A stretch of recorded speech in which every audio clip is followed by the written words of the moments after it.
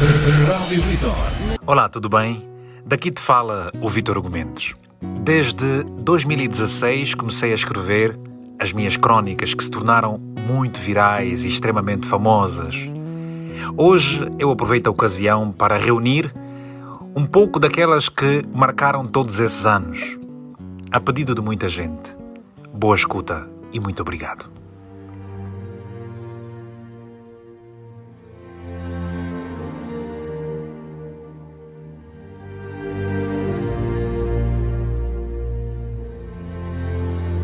E se Jonas Savimbi não tivesse morrido? A história angolana está cravada de factos dolorosos, delicados e complicados de serem abordados. Mas a história é para ser contada e não guardada. O cidadão era de uma tremenda coragem, um porte físico brutal e de uma inteligência sem igual, que provavelmente acabou por ser subestimada e tornar-se perigosa. Há uma nova geração que desconhece partes importantes do grande contributo de um filho tenaz, nascido na linda e rica província do Bié. Jonas Malheiro Savimbi morreu há 17 anos na região de Lucus, Mochico. Foi um político e guerrilheiro angolano e líder da UNITA durante mais de 30 anos. O homem de convicções inquebrantáveis, dono de uma oralidade e capacidade persuasiva como poucos do seu tempo, o maninho Jonas possuía uma tremenda profecia dos tempos. Não tenhamos medo do passado. Neste percurso árduo, vocês também cometeram muitos erros. Mas haverá um momento em que teremos de passar os erros para o passado. Durante a luta pela independência e guerra civil, Jonas Savimbi teve em diferentes fases o apoio dos governos dos Estados Unidos da América, da República Popular da China, do regime do apartheid da África do Sul, de Israel e de alguns líderes africanos, como foi o caso de Mobutu Sese Seko, do antigo Zaire. Nos anais da história de Angola, há uma verdade indesmentível. Jonas Savimbi, tal como Agostinho Neto e Oldan Roberto, jovens possuídos por uma força e sentido patriótico sem igual, entregaram-se à causa da nossa independência nacional, alcançada em 1975, depois de rios de lágrimas e mares de sangue que inundaram e entristeceram o mundo. Cada um deles, num extremo diferente do país, fizeram vida negra ao colono português, ao lado de centenas, porque não de milhares de outros nacionalistas, embora muitos verdadeiros anónimos. Em termos militares e outros, Savimbi passou pela então União Soviética e Cuba. Homem que devorava livros, teve dezenas de filhos, como é normal nos tempos em nome da tradição africana. Inteligente, forjado na academia como jovem calculista e pragmático, malheiro, que viveu grande parte da sua vida nas matas de Angola, morreu aos 67 anos de arma na mão. E se Jonas Savimbi não morresse? 17 anos depois da sua morte, o país embarca numa crise absolutamente triste e talvez sem necessidade.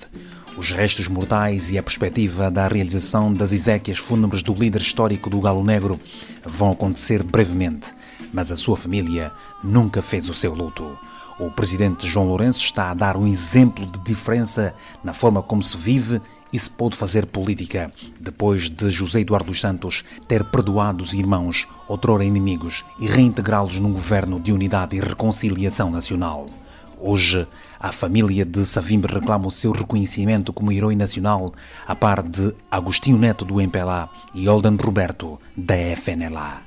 Afinal, somos filhos da mesma terra. Savimbi nasceu a 3 de agosto de 1934 em Muongo, uma pequena localidade na província do Bié. Estudou nos Estados Unidos da América para concluir ensino secundário e estudar medicina em Portugal. O homem que também podia ter sido presidente de todos os angolanos, segundo alguns manuais, terá sido traído em várias frentes de negociações e isso fê-lo mudar a faceta. Segundo António Oliveira, no seu livro O Padre de Savimbi, no último parágrafo da página 51 refere: a guerra, com o seu cortejo de violência, liberta os demónios que há dentro de nós, cometendo todo o tipo de atrocidades. Fim de citação. Todos os homens carregam dentro de si coisas boas e coisas más. Apesar de ser conhecido por todos os males que fez, direta e indiretamente para muitas famílias, é verdade que Jonas Malheiro Savimbi formou centenas e centenas de jovens, muitos deles, depois da guerra, foram aproveitados para a construção de uma nova Angola.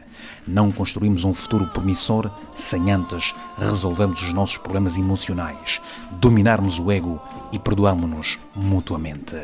E é importante neste momento, para sermos sinceros, para com a história da nossa própria terra, agradecermos o papel que Portugal desempenhou, ao mesmo tempo dizermos, porque eu sou assim, eu sou, antes de mais nada e sobretudo, eu sou nacionalista e eu sou patriota. As pessoas com medo não conseguem nunca mudar o país, e aqueles que colocam os seus interesses acima dos interesses da nação contribuem para a desgraça do mundo. Por Vítor Gomes. Atenção, senhor presidente. Cuidado, o país pode apanhar uma trombose. Terminou o Congresso dos Camaradas e muitos dos que estavam habituados a tudo e a toda hora ficaram sem nada. O homem forte tomou o lugar do mais velho e, sem medo nem receios, prometeu: mesmo que os primeiros a tombar sejam militantes ou mesmo altos dirigentes do partido. Toca! Dança das cadeiras no birô político do MPLA. Até Manguche ficou em terceiro lugar. Ninguém é mais do que ninguém e parece que o tempo da verdade está mesmo a chegar. Kundi paiou a dama. Cá tem soma. Não dou nem com piedade. Por isso, respeitou o jogo. Ele é o presidente. 98% são os votos, mas há quem fez já outra matemática e diz que está a desconfiar.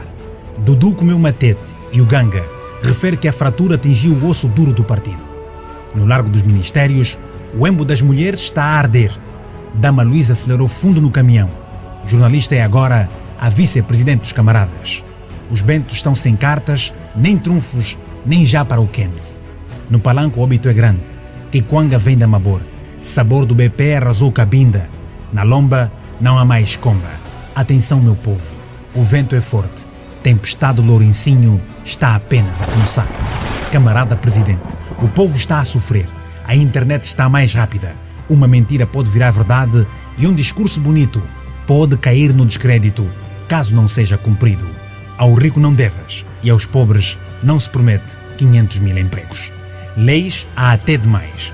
A corrupção atingiu a espinha do país. De promessas e boas intenções, até o cego começou a ver. O pastor virou empresário e de tão duro que está o game, Conanga virou gatuno e o lambe-botas do passado virou militante justo. Senhor presidente, o povo aceita a sua boleia, mas com muitos buracos na via e vícios dos agentes do direito, da ordem e da desordem. Ouvindo todos esses quizangos, sem neto nem boa vida no BIE, em 2022, vamos mesmo ter um país diferente? Não existe, naturalmente, qualquer atividade humana isenta de erros. E assumo que também os cometi. Humildade na hora da partida. Afinal, o mais velho sabe que toda a realidade física está sujeita, por natureza, a uma perpétua transformação. Comigo é assim. Ou é ou não é. Força! Chegou o momento de dizer basta. Coniventes ou não, estamos todos no mesmo comboio. Atenção à linha. No Namibe houve um choque mortal. Fazemos parte de uma história, vivemos a dor da penúria que consome a paciência da sociedade que se tornou escrava de uma esperança há muito prometida. Da pouca fé que havia entre nós, o partido abusou e errou. Mas hoje demonstra grande vontade em corrigir o que está mal, cortando o mal pela raiz e daqui em diante fazer brilhar o arco-íris. Afinal, tudo se entrelaça e não se pode separar uma parte do todo. Os desafios apelam à coesão partidária. A partir da bancada, vemos todo o jogo. Cuidado com a pressão arterial. É preciso ter estofo. Vale proteger os mais fracos em nome da estabilidade conseguida com inteligência e ponderação noutros tempos. O homem superior modera a sua ira e domina os seus desejos. Mudando os tempos, mudam-se os olhares e com eles os paradigmas. Depois de se ter criado ricos por cima de tanta vaidade numa ostentação insultuosa que contrasta com a vergonha de tudo o que já se sabe, um abraço à hora da largada. Espera-se que a partir desse preciso momento sejam criados novos líderes e comprometidos com uma nova postura enquanto servidores públicos. A nossa gente anda cansada da mesmice. Que cada um seja líder de si para que se mudem velhos hábitos na política, reiniciando o país que se mostra pronto para a era que ainda está por chegar. Este é um novo tempo, o outro já era. Por Vítor Gomes. Conversas com Fé. Deixei fugir o amor da minha vida. Ao domingo à tarde. Joaninha namorada, bota a fazer boas coisas. Uma conversa. Things aren't quite as they seem. Uma viagem. Um momento de rádio. Na rádio que combina contigo.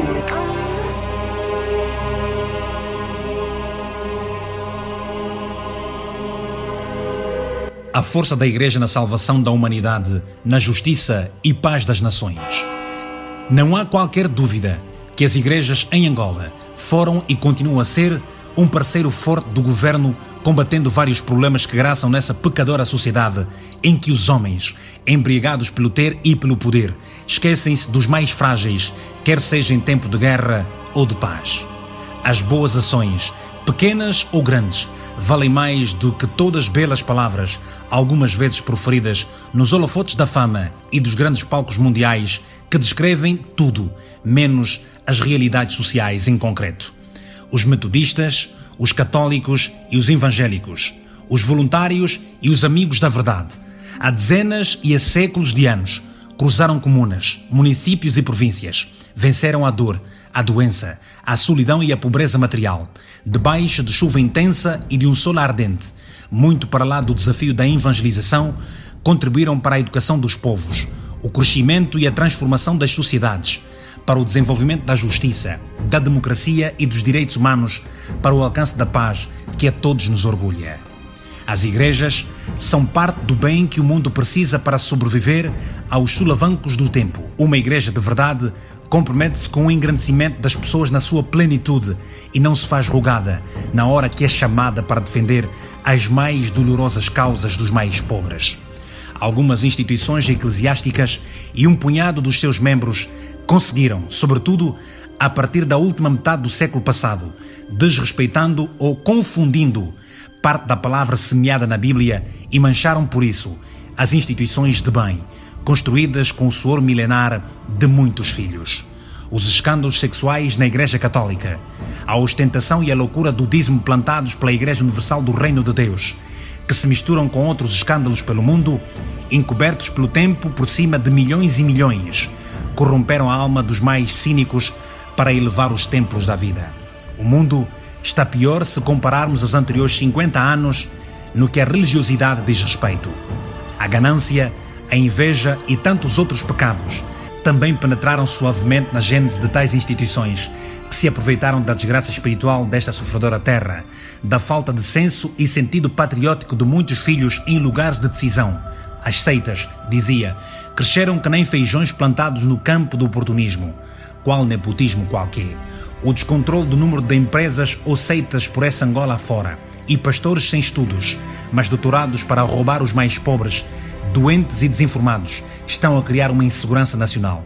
Conflitos político-diplomáticos, cujas causas muitos desconhecem. O Estado angolano precisa de passar dos discursos do politicamente correto para a ação. Um Estado laico não se pode dar ao luxo de aceitar de tudo, pois muitos estão a vender as nossas almas ao diabo, colocando em xeque a nossa soberania. Sem cá manias, as igrejas de verdade sabem bem o que está a passar. E a maior traição ao espírito da evangelização missionária é viver conformado, de braços cruzados perante os grandes desafios, segundo o padre António Oliveira. Num tempo em que o partido manda os seus grandes para a CUSU, em nome da paz e da justiça social, diferentes ministérios devem igualmente recuperar o tempo e travar pagãos que não medem esforços para chegar ao bolso do indefeso, dos pobres e daqueles que perderam toda a sua autoestima e esperança. A Bíblia fala dos heróis do bem e dos traidores. Mudar é um desafio que poucos conseguem, e os que conseguem tal proeza são dignos do mérito religioso igual ao de Jesus Cristo, que pereceu para nos salvar. Angola precisa de se banhar de amor, pois só com amor vamos vencer o ódio e evitar uma revolução dos loucos nessa terra que tem muitos malhês traumatizados pela fome, falta de fé e esperança. Sem bombar, até as rezas da Mushima são desrespeitadas. Assim também já é demais. Reconhecer a pluralidade de crenças é um absurdo. Gatuno não rouba tudo. Com a internet a transformar de forma assustadora a nossa forma de ser e com um país que planta mais gente menos preparada, com uma educação que pode e deve continuar a melhorar, É natural que as pessoas menos esclarecidas adorem falsos profetas e se encantem por um bocage vendedor de sonhos podres em nome de Jesus. Só Jesus. O país é soberano e sem transporte é como se estivéssemos todos presos dentro de uma igreja. Por Vítor Hugo Mendes. A Rádio Vitor é de todos. Entre no site www.radiovitor.com. Procura pelo IBAN para fazeres a tua doação. Faz a tua doação via PayPal no e-mail radio@radiovitor.com. Agora, 24 horas ao dia, 7 dias por semana, numa emissão cheia de atrativos em www.radiovitor.com. Programas, entrevistas, reportagens, debates, crónicas, notícias, boa música e muito mais em www.radiovitor.com. Rádio Vitor, imparcialidade e atualidade sempre. A Rádio Vitor é de todos.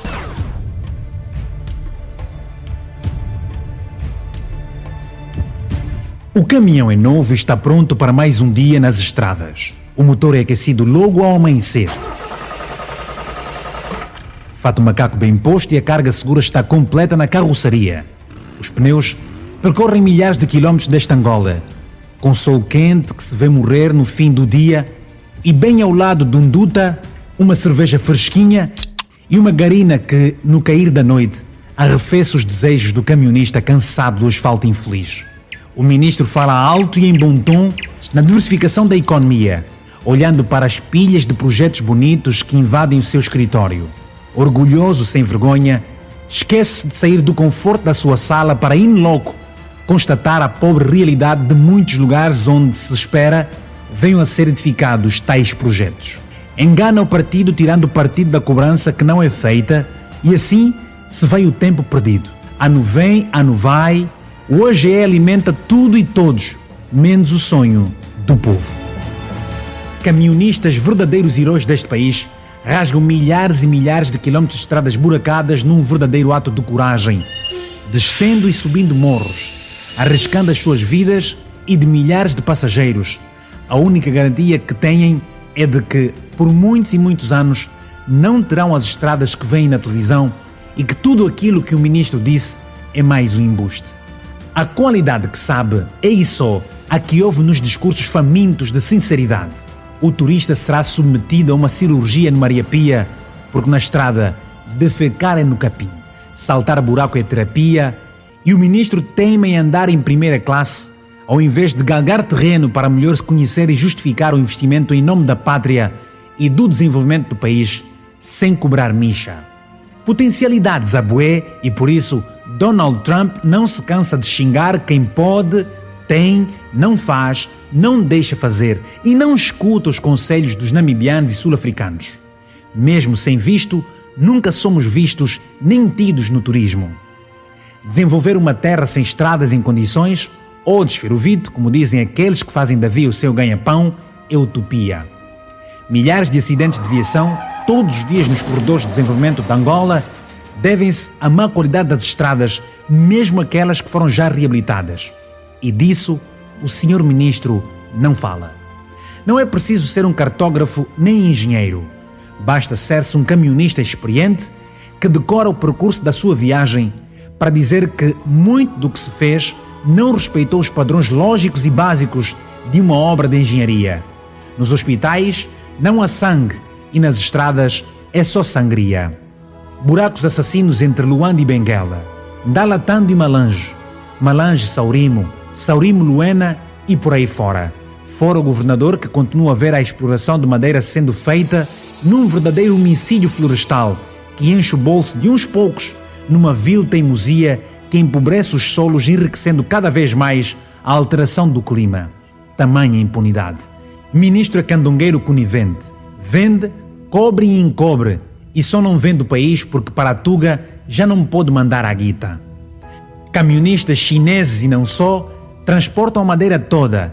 Dia e noite sobem o Cabatuquila. No Kwanza Norte escalam o Binda. E em Luanda, o moco nomeado vai procurar saber o motivo da falta de combustível no país. Para o seu ambo, ele nem de carro consegue lá ir. Buracos, argila E uma viagem de 5 horas agora se faz em 15. Assim não vamos lá. É tudo mentira. O país especializou-se em idolatrar homens de fato e gravata, esquecendo-se daqueles que se vergam com um macacão perante a vida, transportando em caminhões bens alimentares, combustível, material de construção e tudo mais. Com chuva e frio, madrugada dentro, é pelo povo que dá um litro, sem que o ministro faça o mínimo de esforço para garantir melhores condições de trabalho para os homens do volante. Estradas pobres com taxas ricas e o ministro no gabinete não sabe o que diz. Aqui fora manda goelas. O país é grande e lindo. De avião, o ministro faz as mais lindas viagens com discursos coloridos. Camionista sofre que sofre e com honra ganha vida com justiça. Dorme debaixo do caminhão com toneladas de peixe seco para servir o grande povo. Casa de banho é na mata, restaurante é na cabine e o dia da manhã a Deus pertence. Até a estátua da Santana o ministro esqueceu. Banho é no Rio, vamos partir, é mais um dia. Um abraço aos camionistas angolanos que na guerra e em paz a guerra continua. Por Vítor Hugo Mendes. Obrigado, espero que já tenhas feito uma pequena doação via PayPal, via MBWay, via Waze ou então através do IBAN de Angola e também do IBAN de Portugal. Boa escuta, eu sou o Vítor. Quem são eles? Eles são aqueles que sabem que tudo está a lhes correr pelo canto das mãos e desconseguem travar a força do tempo porque erraram os mandamentos do Pai e os que eles mesmos criaram para nós. Eles não ouvem, não querem saber das tuas dores, estão com medo da sombra deles. Mesmo com o cafocolo pesado e cá fora o barulho do tilintar das moedas, eles não param.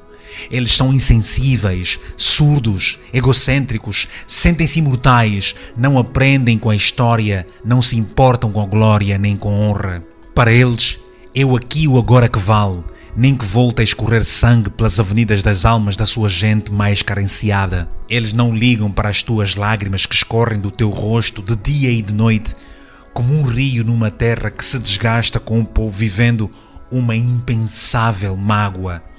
Dizem que eles são maus, e mais perto do fim a dúvida é quase uma certeza, daquelas que muitos deles nunca sonharam com um buraco tão grande.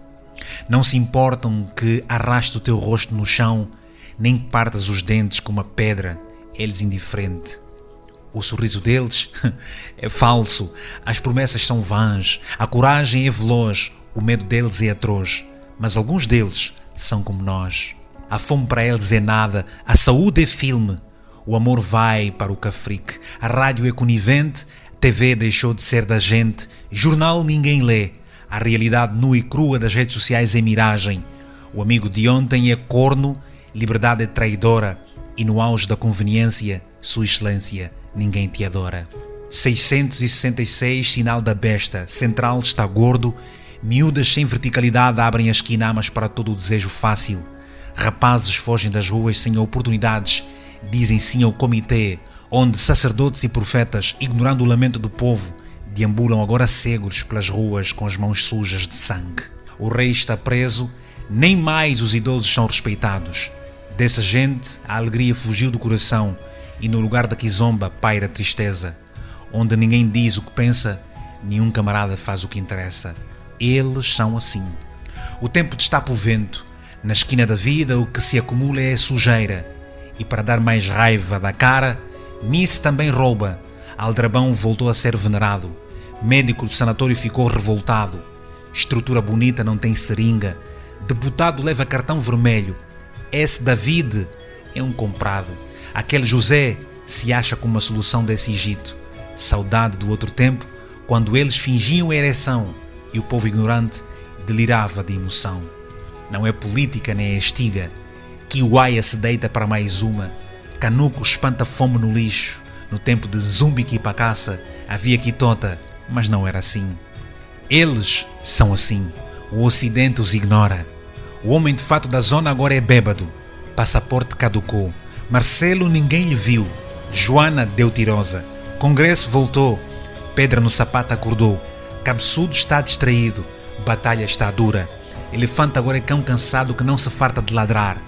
Pomba parece morcego. Abutre se imagina águia. Leão está a miar. Eles não ouvem, e desconfiam de todos. Um abraço, na hora da largada, com eles na meta, o que corre sozinho também se perde. Por Vítor Hugo Mendes.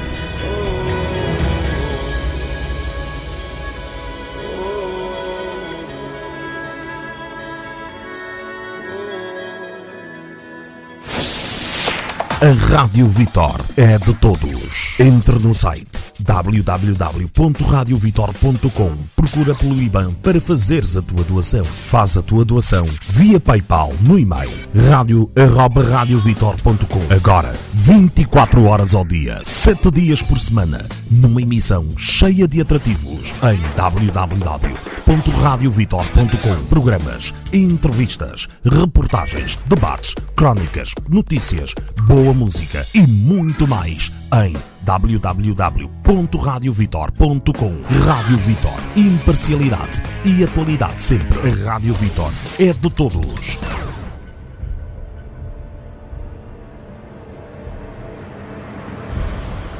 Foi há 76 anos, no Sambizanga, em Luanda, sexta-feira, 28 de agosto de 1942. De uma humilde família, filho de um pedreiro e de uma quitandeira, nascia o menino que ficou registado como José Eduardo dos Santos. Às portas de mais um final de semana daquele longínquo ano de 1942, onde é hoje o mercado de São Paulo, o mundo ouviu o grito de chegada do garoto que se tornaria, 37 anos mais tarde, o segundo presidente desta Angola independente e, por sinal, o mais jovem de sempre a ocupar tão importante cargo. José Eduardo dos Santos, que também ficou conhecido como um viajante ainda na infância e mesmo sem ter viajado, é sobre ele que me proponho a falar hoje, sem bifes rijos, à mesa. O rapaz lindo aos olhos das jovens garinas do seu tempo, filho de Eduardo Avelino dos Santos e de Jacinta José Paulino, era mais um dengue do areal da capital como qualquer outra criança do seu tempo. A vida e as dificuldades do seu meio social forjaram-no para aquilo que se tornou no Zedu que conhecemos hoje, em parte. Estudante da missão evangélica, um puto tímido e com habilidades naturais interessantes, já era diferente dos seus. Elegante e potente, noutros tempos e talvez ainda hoje, bastante simples e carismático, chegou a cantar nos grupos da banda e a jogar futebol. Camarada de poucas palavras com reações surpreendentes e em grande medida conciliadoras, José Eduardo dos Santos começou a sua carreira política na década de 50, empurrado pela turbulência no xadrez político angolano, com o processo dos 50 em cima da mesa. Chegou a estudar para ser farmacêutico, sentiu a relva do Futebol Clube do Porto, a equipa portuguesa de que é adepto confesso. A carreira de José Eduardo dos Santos chegou ao fim. Um fim forçado ou voluntário não interessa. Tudo que vemos começar, poderemos ver terminar. Mas nem tudo que a gente começa, termina como de início sonhamos.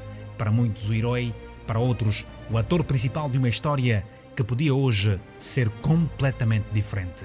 Como um ser pensante e como qualquer líder com ou sem experiência, o homem do Sambila fez coisas boas, muitas boas e outras nem tanto. É dos humanos notarem com mais rapidez e profundamente os nossos marcos mais negativos. Só não erra quem não faz nada e mesmo assim está-se a cometer um tremendo erro. José Eduardo dos Santos, cuja sombra persegue até os mortos-vivos, diz adeus à vida política com o país em paz, unido e fortificado. Em cima da crise, basa sem crise. O MPLA que se cuide. O seu partido entra numa nova era com velhos experientes em fim de missão. Ainda que isso dê comichão, muitos não querem largar o tacho. Por isso, mesmo cansados, conseguem criar alguma confusão. Nem tudo foi um mar de rosas, mas há rosas cujo esplendor invejável continuam vivas nas nossas memórias, apesar dos espinhos. José Eduardo dos Santos criou ricos que criaram riqueza, mas também ajudaram a pobreza a chegar longe demais. A sua retirada pôde mexer com as vigas do MPLA que parece forte. José Eduardo dos Santos leva consigo uma história, deixa um legado. Agora, cada um construa a sua, juntos, Ongana Zambe que sabe. O viajante terá mais tempo para o seu futebol, ler um livro, quiçá escrever as suas memórias, tocar guitarra ou ouvir a MFM 91.7 e estar mais nem aí para os quizangos do partido que se espera não se parta. Cuidado com os bilhos. Olha o Cafrique. Os acordos de Bicesse ninguém esquece. O viajante parte com mais uma vitória. De 1986 até 1992, José Eduardo dos Santos esteve na base dos esforços de pacificação no país e na região da SADC. Mandela e a Namíbia ganharam as suas liberdades. José Eduardo dos Santos dirigiu a intensa atividade diplomática em novembro de 1994. O mundo viu serem assinados os acordos de Lusaka. Isso deu mote à criação do Governo de Unidade e Reconciliação Nacional. Hoje, não mais é o inquilino da Cidade Alta. José Eduardo dos Santos parte para a reforma em boa forma física e mental, contemplando as barrocas do Miramar e a pobreza de quem sonha com um futuro bem melhor. Todos nós iremos ter um fim. Resta-nos saber que legado iremos deixar. Por Vítor Hugo Mendes. Conversas com V. Eu acho que atualmente vivemos uma fase no jornalismo extremamente complexa. V de Vitória. Eu acredito muito na força do network, acredito muito na conexão das pessoas, nas partilhas. V de Visão. Exatamente. Qual é o nosso modelo? O que é que nós fazemos neste mundo? Qual é a nossa função aqui? O que é que nós andamos aqui a fazer? V de Virtude. Conscientes, esclarecidos, que sabem o que querem da vida. V de Valor. Temos que assumir que a própria sociedade portuguesa de hoje não se libertou das continuidades coloniais do passado. V de Verdade. Depois, há claramente, e é preciso dizê-lo, há as zonas da comunicação social em Angola que estão muito maniatadas. V de Vida. O livro do Pepe Tela é premonitório, claramente, né? V de Visibilidade. Ou seja, o poder político tem que deixar de ter receio da população e da comunicação social. V de Variedade. E é também esse objetivo que nos une aqui hoje. Sempre ao domingo. O presidente João Lourenço fez o apelo a que a Rússia termine com este conflito.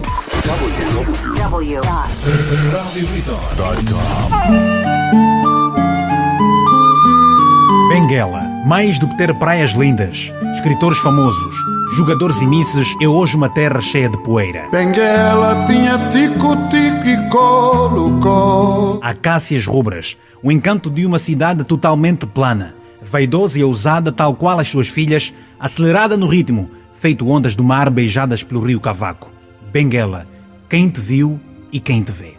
Aires de Almeida Santos e Raul David devem estar a chorar, pois já não há poema de amor na Rua 11 que encanta uma nova esperança vilhena.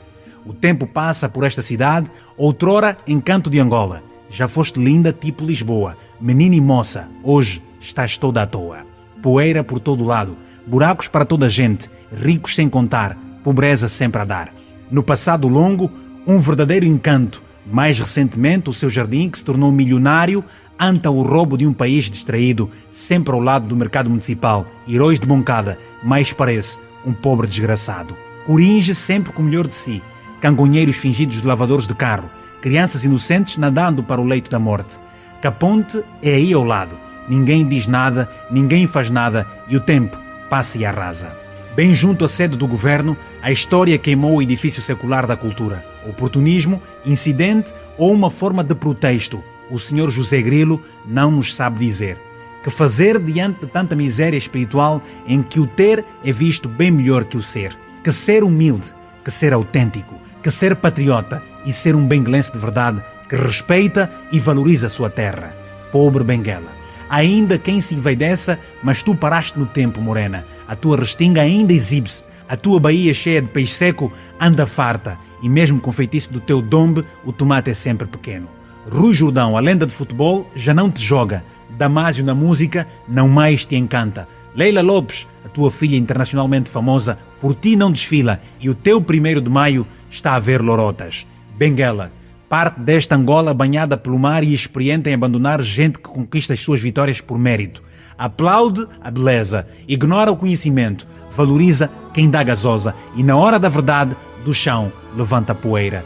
Por Benguela, garota Zabué, um general comandou o teu governo, um anjo semeou-te alguma esperança e hoje um político rigoroso que adora a borracha ser queimado no asfalto não te devolve o autódromo inaugurado em 1972. Cota Aparício no ofício das motas, lembra o tempo da outra senhora. Já somos dois, tu e eu, acácias rubras, quem te viu e quem te vê. Com ou sem chuva no São João ou Benfica, lama e poeira até já é demais. No bairro ou na cidade, não há fronteira que não tenha uma peça estragada. Ganhaste uma história. O teu povo forte, como os eucaliptos da Ganda, desanda. A agricultura dá pouco, as salinas estão secas e os interesses sobrepõem vontades. O povo chora, Flamingo voa e a desgraça desce forte pela encosta da Catumbela. No hospital principal, angolanos e estrangeiros dão o melhor de si, feito heróis desrespeitados sem glória nem honra. Dr. Benedito Quintas e o seu colega Dr. Tomás João estão só a olhar.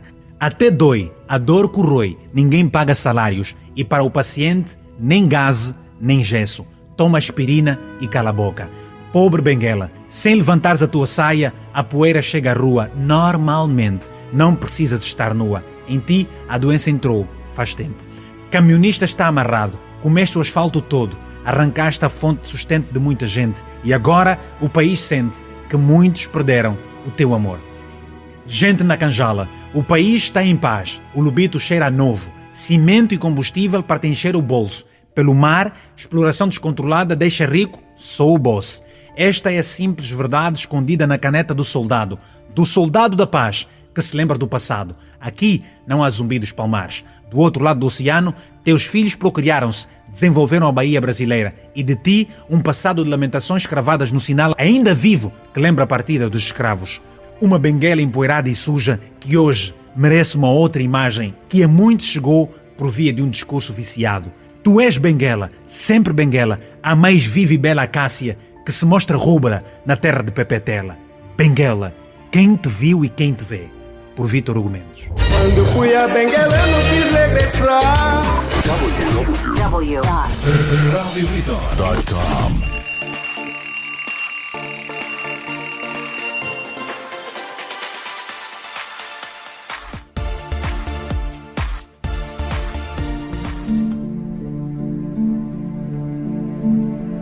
China, o vulcão silencioso que aquece o mundo. Depois da queda do Muro de Berlim, os países do leste europeu, da Ásia e África começaram a verificar mudanças não apenas no panorama político, mas também a quebra vertical dos paradigmas sociais, económicos, culturais e por aí fora. Na Ásia, longe dos olhares de todos, crescia na vertical e horizontal um dos mais potentes e estrategicamente bem elaborado projeto de desenvolvimento económico mundial. Fechada a 5 chaves, a China erguia num silêncio ensurdecedor aquilo que a tornaria na potência que hoje se conhece. Enquanto o gigante asiático transformava-se, fortificando e potenciando o seu capital humano e desenvolvendo a sua incomensurável tecnologia, Angola travava uma cansativa guerra civil.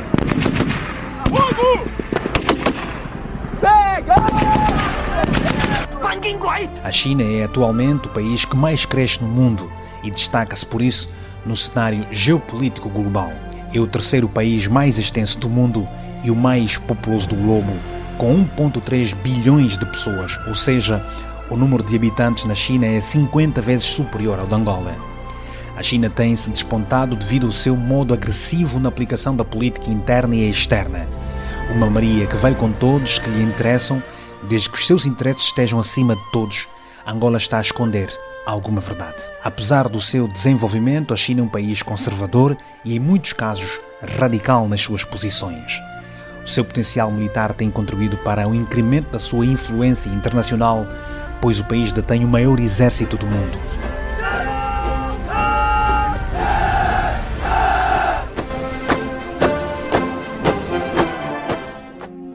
Domina as tecnologias espaciais, é fabricante de satélites artificiais e foguetes. Angola que se cuide, caso contrário, leva um ralhete, e isso é o mínimo que pode acontecer. Há quem já fale que houve em Angola 3 economias, a formal, a informal e a chinesa, que em muitos casos ditava as regras do jogo. Não havia jogador de xadrez algum que antevisse a sua jogada.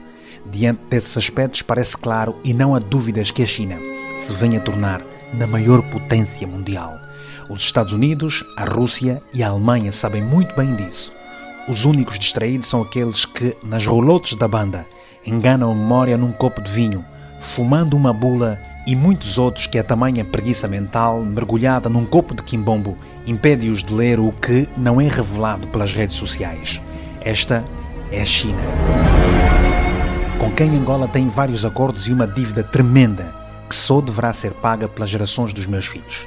Angola nunca revelou com transparência o que recebeu e o que oferece em troca para a China, para além do petróleo.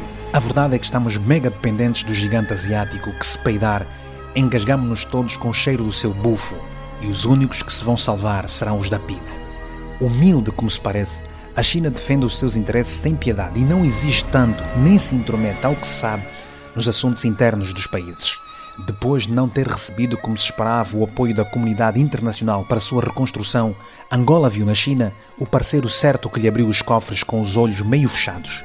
Olho fechado para chinocas, olhos gordos para os angolanos. Com milhões a jorrarem das torneiras de Pequim, o azar começou em Luanda.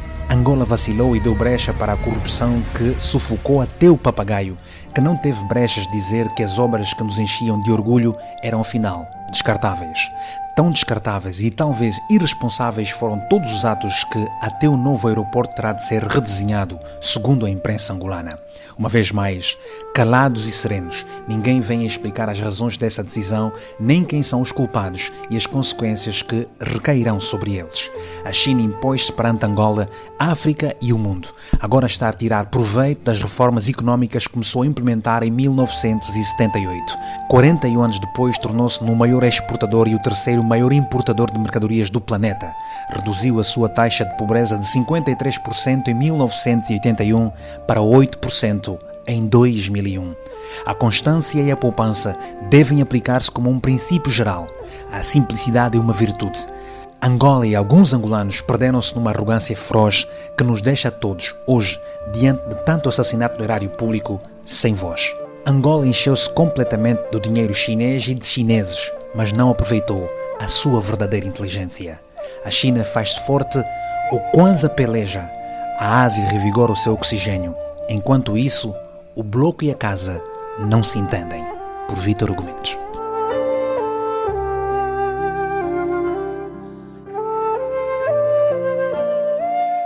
Conversas com V. Temos angolanos que vieram por bolsas. Então, o contato direito que nós temos com os professores aqui na universidade é fundamental. Temos uma biblioteca aberta 24 horas, sábados e domingos.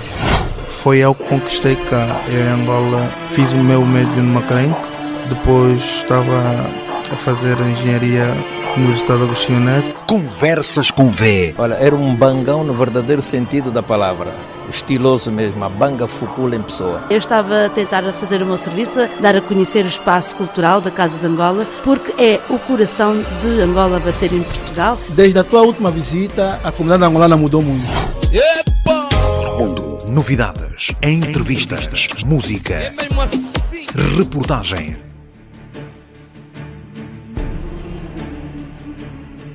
Calou-se para sempre a voz do Nagrelha, mas nos anais da história da música angolana e do estilo kuduro de modo particular, o barulho do seu sucesso vai-nos sempre fazer uma grande companhia.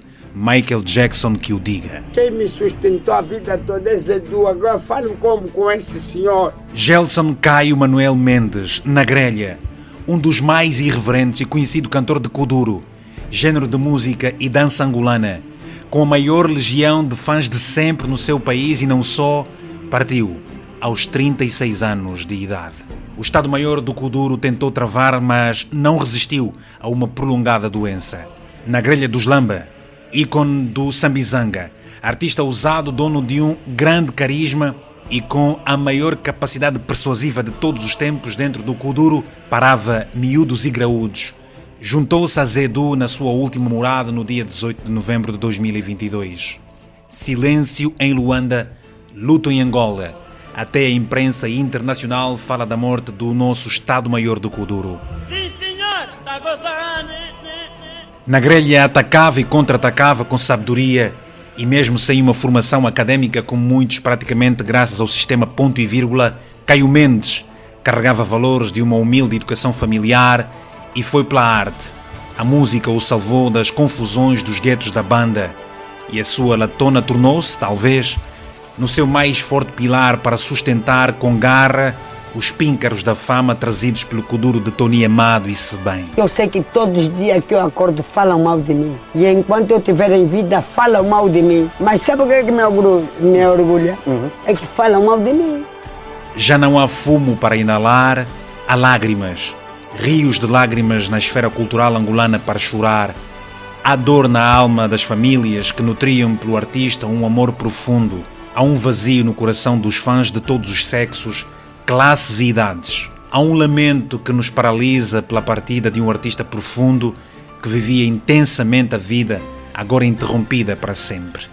Partem os homens, fica o seu legado, a história releva o papel dos que conseguiram por eles próprios serem diferentes, dos que em nome de Deus Pai foram capazes de viver o seu mais profundo propósito. Embora o fim destes não seja talvez como o Senhor augurava. Adeus na grelha. Pai já tem dono, já tem ministro, já tem presidente. Amanhã quem vai ficar no poder são eles mesmos. Gira assim, filho, pai, tudo entre eles. Por Vítor Argumentos.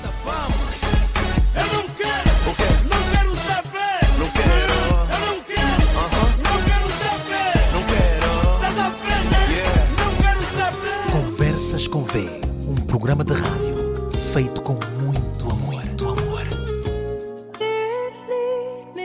Liberte-se, Presidente. Texto de Luzia Muniz. Senhor Presidente, quando o senhor se tornou Presidente, a maioria da opinião pública angolana no país e na diáspora rejubilou-se e viu em si a esperança da democratização e desenvolvimento de Angola. Nessa altura, a minoria, onde me incluo, que não se entusiasmou com a sua chegada à presidência, olhava para a sua trajetória política, sobretudo para o seu passado de afoito apoiante do regime que estamos com ele. O ceticismo dessa minoria estava ancorado na falta de qualquer declaração sua de denúncia, afastamento ou simples dúvida sobre as práticas políticas então vigentes. Confesso que, para além de uma entrevista sua dada ao então diretor do Semanário Expresso, cheia de chavões, frases feitas e elogios a José Eduardo dos Santos, não tinha lido mais nada sobre si que pudesse servir de base para aferir do seu pensamento político. Muitos dos meus amigos zangaram-se comigo, pasme-se, alguns até cortaram relações mesmo.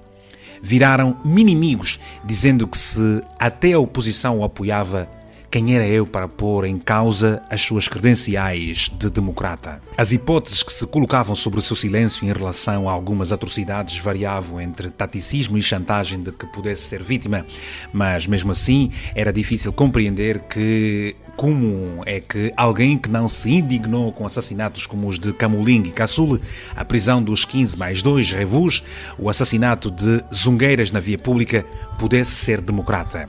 Todavia, nessa altura, mulheres do seu partido corajosamente disseram alto e em bom som ser inadmissível que ainda ocorram no país detenções por se pensar diferente e que o presidente José Eduardo dos Santos se estava a comportar como um bocaizinho. Denunciaram também a atípica Constituição angolana que limita a democracia.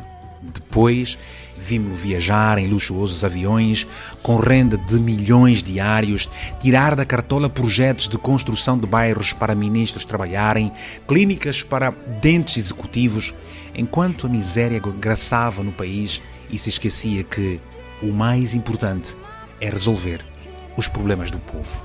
Era a altura da bicefalia e porque notícia é o que é adverso, os céticos questionavam por que é que a TPA e a RNA não realizavam debates sobre a crise intramuros do MPLA e lembravam que imprensa livre não é a que tem liberdade para escrutinar ex-poderosos, mas sim o poder hoje. Pouco depois, o senhor exonerou Isabel dos Santos da liderança da Sonangol. Retirou da gestão do Canal 2 da TPA outros filhos de José Eduardo dos Santos. Aí, muitos batizaram de exonerador implacável. Com isso, vimos jornalistas e comentadores fazerem muitos esforços para convencer o mundo de que o paradigma tinha mudado. Nesse momento, argumentei que o paradigma era eu mesmo e que apenas tinha mudado o inquilino da casa e, consequentemente, o estilo. No entanto, preocupada e esperando por sinais de mudança de paradigma, a quando dos 50 dias do seu mandato, sugeri, nas redes sociais, uma entrevista sua na TPA com a presença de público, especialistas e alguém da diáspora com direito a fazer perguntas. Caiu-me tudo em cima, com argumentos do género. Era muito cedo, era preciso esperar pelo menos 100 dias. Quando o que eu pretendia era que o senhor Presidente se expusesse e tornasse público o seu pensamento e posicionamento político-ideológico. Depois, o Sr. Presidente veio a Portugal e aqui apelida de marimbondos os seus companheiros de route. Destrata o seu antecessor, aquele que lhe ofereceu o poder, segundo o seu colega da Guiné-Bissau. E fez a diáspora esperar cerca de 4 horas para o ouvir, com a justificação dada pelo seu mestre de cerimónia na sua presença de que o presidente tinha tido encontros não agendados com personalidades importantes do mundo dos negócios e da Academia de Portugal. Algumas dessas personalidades importantes fizeram pouco tempo depois comentários nada abonatórios a seu respeito, dizendo de si aquilo que Maomé não diz do toucinho. Porque, como diz o povo, quem não se dá ao respeito também não é respeitado. Nesse caso, dar-se ao respeito é também, ou principalmente, respeitar compromissos, priorizar a diáspora como fazem os presidentes de Cabo Verde, Brasil, Moçambique e Portugal, para citar só alguns. Antes disso, o Sr. Presidente decide, por sua conta e risco, ameaçar Portugal com corte de relações, porque o Poder Judicial luso queria julgar um seu companheiro de partido e aliado que corrompeu, ficou provado em tribunal, um magistrado português. Entretanto, a vida dos angolanos foi-se deteriorando. Crianças brigando por lixo em contentores para se alimentarem, milhões fora do sistema de ensino, assistência médica deficitária, a polícia cada vez mais repressiva, a criminalidade a crescer de forma galopante, tensão política visível e perigosa causando instabilidade política, paz pobre, enquanto do palácio saem brigadas digitais e outras encarregues de disseminar o terror. Liberte-se, Sr. Presidente, de extremistas que o rodeiam, dos que, vendo o país a arder, continuam a aconselhá-lo a não dialogar com angolanos com projetos políticos diferentes dos seus. Dialogue por Angola sem mise-en-scène. Liberte-se dos intolerantes políticos que já rodeavam o seu antecessor, os tais que queriam pelo menos 10 réplicas de José Eduardo dos Santos e outras tantas de Isabel, a do Luanda Lix. Ouça vozes livres, usando o pino puc da paz que tem em mãos, parafraseando Dom Manuel Imbamba. Vozes de Adiaquim, de zungueiras, daqueles que não correm atrás de lugares nem de favores políticos. Ouça vozes discordantes, muitas das quais muito corajosas, e não se deixa aprisionar por cataratas no cérebro. E liberte os capturados instrumentos de controle do exercício do poder, nomeadamente a comunicação social, a justiça e o parlamento. Liberte-se também da narrativa negacionista que relativiza dramas sociais que atingem o país inteiro, porque os famintos não têm cartão nem sindicatos. Siga exemplos como o do seu último visitante, o chefe de Estado de Cabo Verde, para quem o Presidente deve ter serenidade e elevação de espírito para ouvir as críticas e, com humildade, aprender com os erros, sem se deixar levar pelos extremismos e populismos.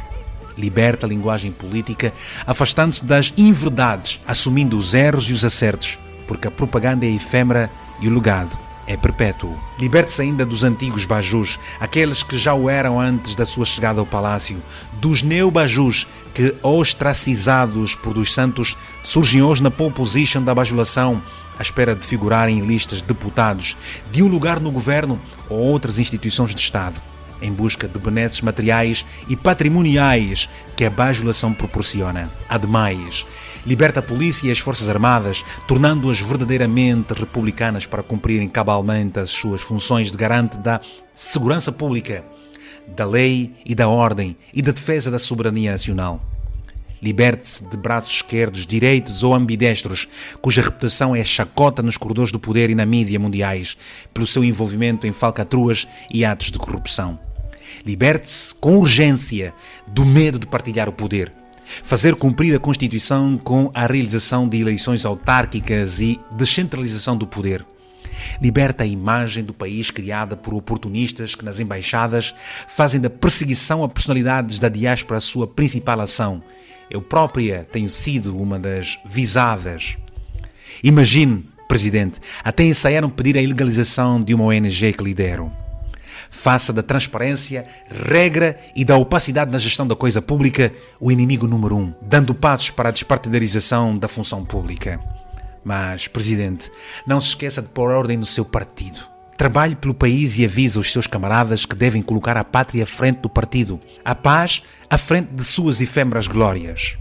Como historiador, alerte-os para a falta de cultura e consciência histórica, contando-lhes que, fruto do nosso processo e idiosincrasia políticos, muitos patriotas e nacionalistas angolanos tiveram passaportes de outras nacionalidades, como forma de desenvolver as suas ações políticas.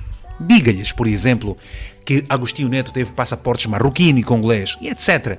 Mas isso não impediu de proclamar o maior feito da história recente de Angola, a independência nacional, e tornar-se no primeiro presidente do país.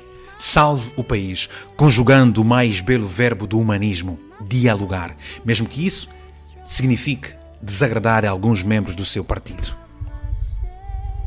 Presidente, liberte-se, porque não há poder mais valioso que a liberdade. Texto de Luzia Muniz, edição e voz de Vítor Hugo Mendes.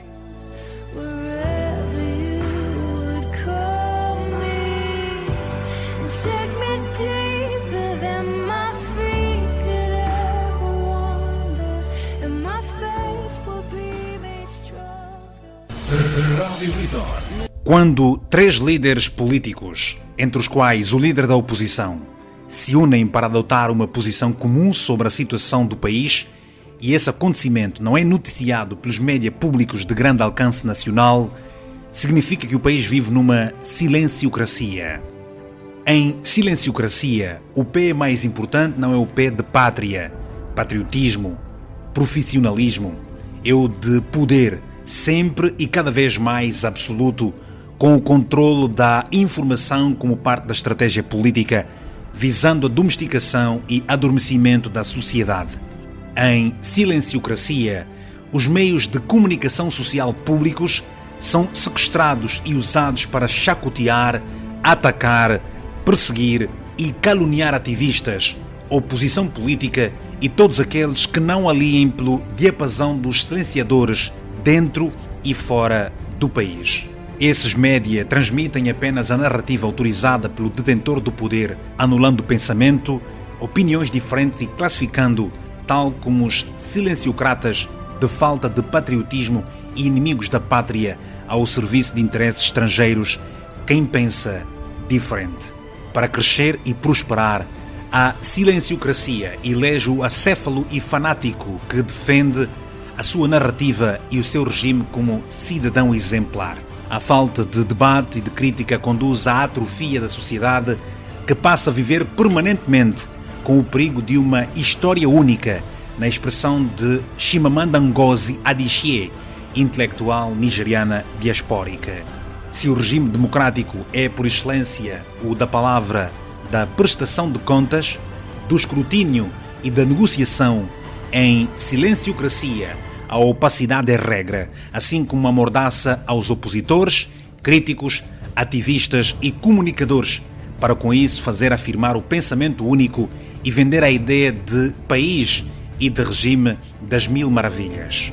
Para os silenciocratas, o povo, o rebanho de ovelhas cujo pastor é o nosso Deus Presidente, segundo o jornalista Graça Campos, só serve para legitimar, com a sua ida às urnas, o simulacro de democracia. Em democracia, a vitória ou derrota políticas dependem do desempenho dos atores políticos em relação às necessidades da sociedade, enquanto que em silenciocracia, o dono do poder não admite menos que uma vitória robusta e, para tal, vale tudo, absolutamente tudo, até aniquilar fisicamente opositores. Enquanto em democracia os órgãos de gestão e administração eleitorais são constituídos por gente independente e idónea da sociedade civil, sem ligação aos contendores políticos, em silenciocracia a escolha recai invariavelmente sobre quem tem provas dadas da sua inquestionável ligação ao partido silenciocrata. Em democracia, os juízes são independentes, a polícia e o exército são apartidários, mas em silenciocracia só são nomeados os juízes afetos ao partido do poder e a polícia e o exército servem para ajudar a perpetuar o regime. Em democracia, um massacre de 6 ou 26 cidadãos, não importa o número, suscita a imediata e inequívoca condenação de toda a classe política, a começar pela liderança, que tenta confortar as famílias das vítimas, enviando condolências e exigindo uma investigação séria. Os massacradores ou suspeitos de cometerem ignóbil ato são suspensos até a conclusão das investigações e punição exemplar dos prevaricadores. Já em silenciocracia, os criminosos são protegidos, agraciados pela sua destreza na defesa do regime. Os dados são deturpados e os mortos são responsabilizados pelo seu próprio assassinato. O silenciocrata, verdadeiro detentor do poder absoluto, recusa-se a falar ao povo sobre as referidas barbaridades sangrentas porque não tem justificações a dar a ninguém, enquanto a sua corte cria uma manobra de diversão com faits-divers sobre, por exemplo, a vida privada e ou passada de adversários políticos. Para essa empreitada, é indispensável o envolvimento dos média públicos com a missão de compor uma novela repugnante com vários capítulos e com o único objetivo de retirar da agenda mediática esse sangrento acontecimento. Se em democracia os jornalistas, o quarto poder, apresentam-se como um superpoder, o escrutinador da vida pública, em silenciocracia, os dirigentes dos órgãos com capitais do Estado, quando abrem a boca, não é para defender a profissão e o seu exercício em liberdade e com dignidade, mas sim para reivindicar a partilha dos louros da vitória do partido silenciocrático. Em silenciocracia, o dono do poder remete-se ao silêncio quando o seu nome é pública e internacionalmente envolvido em escândalos de corrupção alegadamente investigados pela Gendarmeria Mundial. O excesso de poderes dos executivos silenciocratas em detrimento de outros órgãos de soberania, como os tribunais e o Parlamento, condiciona e inibe o exercício de funções dos outros poderes. Em democracia, a corrupção é combatida com transparência pelo Poder Judicial independente, ao contrário da silenciocracia, onde os contrapoderes estão no cafrique. O controle democrático é uma miragem e o combate aos corruptos é dirigido pelo poder político e usado para ajuste de contas. Os gastos do Estado em democracia são públicos e podem ser consultados e questionados por qualquer cidadão. Do orçamento dos órgãos de soberania ao do mais baixo nível da administração pública, tudo é feito de forma a que a publicitação das despesas e receitas seja uma realidade ao alcance daqueles aos quais se destinam as políticas públicas. Para o caso, os cidadãos.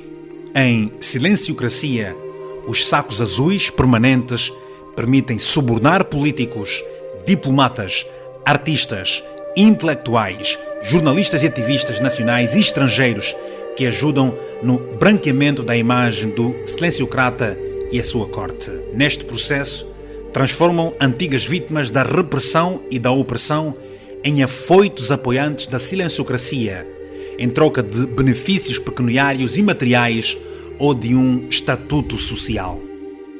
A silenciocracia cala quem tem voz própria, quem o use criticar, exigir transparência na condução dos negócios de Estado e prestação de contas dos gastos desse mesmo Estado. Ao silenciamento de opositores e críticos e patrulhamento da opinião, junta-se um elevado nível de vigilância dissimulada, feita na horizontal em contextos de informalidade, como encontros familiares, óbitos, casamentos, almoçaradas e etc., de amigos, vizinhos e colegas.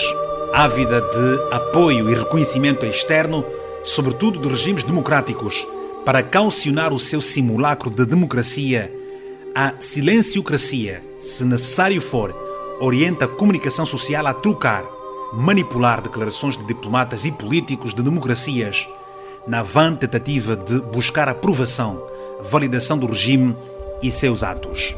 Em silenciocracia, o culto de personalidade, a bajulação são regra e o caminho certo para a ascensão político-social de quem adere ao uso da cartilha do silenciocrata no seu processo de industrializar os cidadãos, na expressão do intelectual angolano Marcolino Mocco. Pintam um quadro da sociedade com factos alternativos tão caros ao extremista direitista Trump, deturpando a realidade essencial para a democracia e matando a esperança dos que acreditam na mudança para um regime centrado na pluralidade, diversidade de opiniões e debate na esfera pública. Em silenciocracia, o poder executivo funciona como um suprapoder, como uma divindade omnipresente e omnipotente, inquestionável, acima de qualquer escrutínio. Em democracia, os atos do poder executivo devem estar todos baseados na Constituição e essa adequação é fiscalizada por outros poderes, como o legislativo e o judicial, bem como pela comunicação social. Em silenciocracia, o poder judicial é mudo no que tange ao poder executivo, com o qual anda de mãos dadas e, para salvaguardar essa união, não se coíbe de proibir qualquer outro poder de incomodar com ações fiscalizadoras o sacrossanto poder executivo. Em democracia, os resultados eleitorais traduzem a vontade do eleitorado com acesso permanente à informação clara sobre as ideias e propostas dos atores políticos em igualdade de circunstância. Em silenciocracia, com a narrativa única e ideias e propostas longe da realidade, enganosas, matizadas apenas com as cores do partido silenciocrata, o eleitorado mal conhece outras propostas que são silenciadas pelos média sequestrados. A sede de poder anestesia os silenciocratas, impedindo-os de perceber que estão a repetir processos já experimentados há séculos. O fim da silenciocracia assemelha-se ao trágico Titanic. Quando o seu afundamento está iminente, o silenciocrata continua a agir como se nada se passasse, na esperança de conseguir com o seu engenho ultrapassar o pequeno percurso de turbulência e retomar o curso normal. Quando, na realidade, o navio já não consegue sequer avançar do sítio onde se está a afundar. O silenciocrata e a sua corte são os únicos que não se apercebem do afundamento do navio, tão seguros que estão da sua infabilidade. Com a sua cegueira, os silenciocratas não conseguem enxergar a existência e a vitalidade de uma juventude diversa, mas unida na determinação em construir um país plural e democrático. Texto da jornalista angolana Luzia Muniz. Edição e voz de Vítor Hugo Mendes. De Vítor Hugo Mendes. De Vítor Hugo Mendes. Viva! Espero que estejas a gostar destas crónicas, algumas delas, claro, como tu sabes, feitas ao longo de todos esses anos. E, portanto, eu fico muito feliz também se fizeres uma pequena doação, a mínima que for possível. Aquela que tu quiseres fazer agora. Tens aqui o MBWay, tens aqui o PayPal, o Waze, tens também aqui o IBAN de Angola, o IBAN de Portugal. Um abraço bem forte. Eu vou continuar a fazer as crónicas, certamente. Muito obrigado pela tua doação. Faça agora uma doação mesmo. É só tirares aqui uns endereços no rodapé. PayPal, MBWay, IBAN de Angola, IBAN de Portugal, Waze e por aí fora. Muito obrigado pela tua doação. Não te esqueças de partilhar todo este trabalho. Por isso me apraz dizer alô, alô Malange. Malange, 35 anos depois, quem te viu e quem te vê. É seguramente das províncias mais importantes do país, dados os seus recursos naturais e a força única e distinta do seu martirizado povo, desde as lutas dos tempos da Rainha Gingambande, a corajosa e verticalidade dos seus filhos para a sua libertação do julgo colonial português. São muitas as lutas registadas nos anais da história desta nação que eclodiram a partir da província de Malange. O inesquecível e doloroso 27 de maio de 1977 arrancou da alma de muitas famílias gente inocente e milhares de jovens com energia, inteligência e entusiasmo que hoje poderiam inverter o rumo da terra da Palanca Negra Gigante. Malange, terra nascida no ponto estratégico de Angola, abençoada pela Mãe Natureza, com tudo e mais alguma coisa para ser diferente. Quis o destino que a minha naturalidade fosse malangina desde 1982 e que me orgulho por isso. Um povo que manda bocas, duro nas suas posições, perpendiculares nas suas missões e, como se sabe, nem um comboio empurrou com os dentes. Malange, quem te viu e quem te vê. Por que razão a província está como está 35 anos depois? Custa acreditar, mas Malange está longe e muito distante de ser aquela porque muitos dos seus mais nobres filhos deram seu peito ao manifesto para a paz, pela democracia e pela independência nacional. Qualquer malangino que se preze não está minimamente satisfeito com a realidade da sua terra. Dói e esfola o ego desta gente que tem tudo para ser diferente. Hoje é impossível viajar-se de carro em total conforto para a província de Malange porque as estradas não estão nada boas. Com 14 municípios, as suas vias estão em péssimas condições, com raras exceções. Tem água, luz e amor da sua gente, mas o desenvolvimento foge de Malange como o diabo da cruz. Que pena, Jesus! Até quando? Até quando a província de Malange terá de esperar para reerguer o seu estatuto de celeiro da intelectualidade e voltar a gozar de uma vida que possa orgulhar a todos e que de tão rico é o país que se envergonha de tanta miséria? A cidade possui um aeroporto e ligação através do caminho de ferro à capital do país, mas mesmo depois de reabilitado, não há quase ligação aérea e de comboio a viagem, uma ou outra, acontece a passo de camaleão. Aceita-se, mas não se compreende tamanho distrato. A província lamenta, o seu povo chora e quase morre pela tamanha indiferença. Que pecado Malange cometeu! Tantos filhos famosos, tanta gente bem colocada no governo e muitos já nem sabem os zeros da sua conta bancária, mas para a terra que os viu nascer, nem um piscar de olhos. Não são todos, é claro. Para uns ela continua a ser a mãe querida ainda que pobre, mas para outros virou uma madrasta mal amada. Malange, 35 anos depois, quem te viu e quem te vê? A única cidade do Planalto, fundada na margem do rio Malange, hoje completamente assoreado e esquecido entre a Camoma e o Cafuco-Fuco, se perde no tempo. Grande parte da sua população hoje é rural. Gente habituada ao campo engarrafa a cidade vendendo de tudo. A Rua do Comércio perdeu o seu brilho e parte da sua nobre história. O estádio Valódia ainda se aguenta. Lagoa Bar, o recanto de modernismo engolida hoje pelo capizal. A esperança política encalhou com promessas. Sem passeios, vias de drenagem, lancis, ruas sem asfalto no centro urbano e em todos os bairros. Capopa é passado, Polígono já era, Chauanda tem um dia e do Cabulo lembramos o Sr. Paulo da Machinde e o Cota Silveira. Quedas de Calandula, Rápidos do Kwanza, Parque Nacional de Cangandala, é tudo um orgulho que não nos enche. Malange, bem nova pareces velha, muito de ti não se fala, pouco se explica. Para onde foi ou quem roubou a tua vaidade, exageradamente aludida por muitos? Malange, andas suja, escura, fechada no tempo, quando as tuas amigas do sofrimento e do tempo da guerra, como o Bié e o Ambo, estão diferentes e tu nenhuma pequena centralidade tens. Olha para a Benguela, Malange, não é por preguiça nem inveja, até porque sempre foste uma grande trabalhadora. Se queres mudar, grita, peça ajuda, chora, perde o orgulho, esquece o ego. Os teus filhos te vão ouvir. Malange, 35 anos depois, é sempre possível mudar. Por Vítor Hugo Mendes. Tenho uma lágrima no canto do olho, tenho uma lágrima no canto do olho, tenho uma lágrima no canto do olho, tenho uma lágrima no canto do olho. Se você precisa de segurança, é porque está com medo de alguma coisa.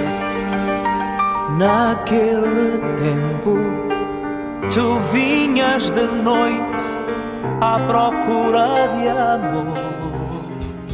Lisboa, menina e moça, menina, da luz que os meus olhos veem, tão pura.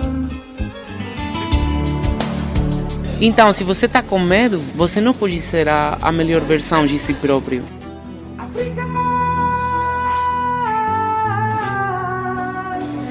Você vive de alguma forma reprimido. É importante que todos nós vivamos sendo a melhor versão de nós próprios, porque é só assim que a gente vai ajudar a todos.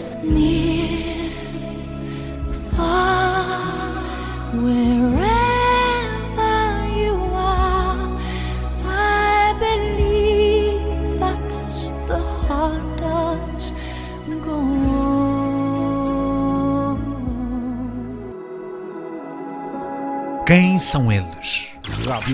Eles são aqueles que sabem que tudo está a lhes correr pelo canto das mãos e desconseguem travar a força do tempo porque erraram os mandamentos do Pai e os que eles mesmos criaram para nós. Eles não ouvem, não querem saber das tuas dores, estão com medo da sombra deles.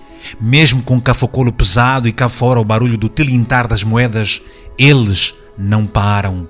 Eles são insensíveis, surdos, egocêntricos, sentem-se imortais, não aprendem com a história, não se importam com a glória nem com a honra. Para eles, é o aqui e o agora que vale, nem que volte a escorrer sangue pelas avenidas das almas da sua gente mais carenciada. Eles não ligam para as tuas lágrimas que escorrem do teu rosto de dia e de noite, como um rio numa terra que se desgasta com o povo vivendo uma impensável mágoa. Dizem que eles são maus, e mais perto do fim a dúvida é quase uma certeza, daquelas que muitos deles nunca sonharam com um buraco tão grande. Não se importam que arraste o teu rosto no chão, nem que partas os dentes com uma pedra, eles indiferente. O sorriso deles é falso, as promessas são vãs, a coragem é veloz, o medo deles é atroz, mas alguns deles são como nós. A fome para eles é nada, a saúde é filme. O amor vai para o cafrique, a rádio é conivente, TV deixou de ser da gente, jornal ninguém lê, a realidade nua e crua das redes sociais é miragem. O amigo de ontem é corno, liberdade é traidora, e no auge da conveniência, sua excelência, ninguém te adora. 666, sinal da besta, central está gordo, miúdas sem verticalidade abrem as quinamas para todo o desejo fácil, rapazes fogem das ruas sem oportunidades, dizem sim ao comitê, onde sacerdotes e profetas, ignorando o lamento do povo, deambulam agora cegos pelas ruas com as mãos sujas de sangue. O rei está preso, nem mais os idosos são respeitados. Dessa gente, a alegria fugiu do coração e no lugar da quizomba paira a tristeza. Onde ninguém diz o que pensa, nenhum camarada faz o que interessa. Eles são assim. O tempo destapa o vento. Na esquina da vida, o que se acumula é sujeira. E para dar mais raiva da cara, Miss também rouba. Aldrabão voltou a ser venerado. Médico do sanatório ficou revoltado. Estrutura bonita não tem seringa. Deputado leva cartão vermelho. Esse David é um comprado. Aquele José se acha como uma solução desse Egito. Saudade do outro tempo, quando eles fingiam ereção e o povo ignorante delirava de emoção. Não é política nem é estiga. Kiwaia se deita para mais uma. Canuco espanta fome no lixo. No tempo de Zumbique para caça havia quitota, mas não era assim.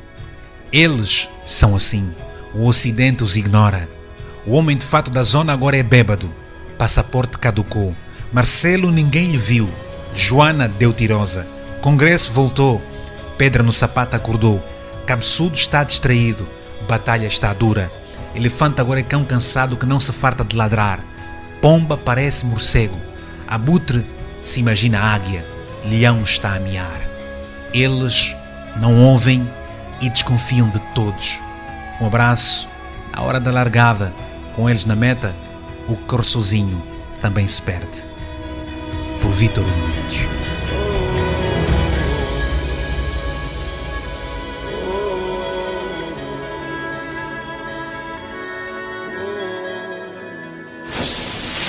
A Rádio Vitor é de todos. Entre no site www.radiovitor.com. Procura pelo IBAN para fazeres a tua doação. Faz a tua doação via PayPal no e-mail radio@radiovitor.com. Agora, 24 horas ao dia, 7 dias por semana, numa emissão cheia de atrativos em www.radiovitor.com. Programas, entrevistas, reportagens, debates, crónicas, notícias, boa música e muito mais em www.radiovitor.com. Rádio Vitor, imparcialidade e atualidade sempre. A Rádio Vitor é de todos.